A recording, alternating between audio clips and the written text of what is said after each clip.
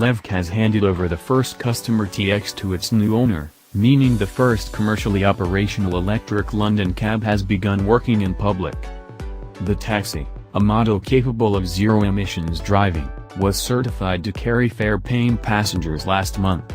An LEVC spokesman told Autocar that it has now received more than 200 orders, with production at the company's Coventry plant now due to ramp up. LEVC says it has focused on weekly lease costs rather than an outright purchase price because that is how 94% of taxi drivers fund their vehicles.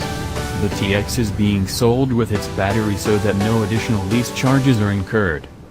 LEVC claimed that its new model will cost drivers about £50 per week in fuel, based on an average of about 115 miles per working day.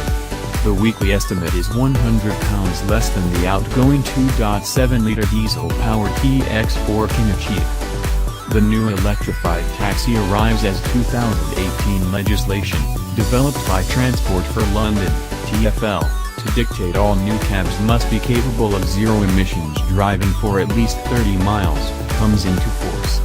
The LEVC TX is powered by an advanced battery electric powertrain with a 1.3-litre petrol generator, a system that its maker calls eCity.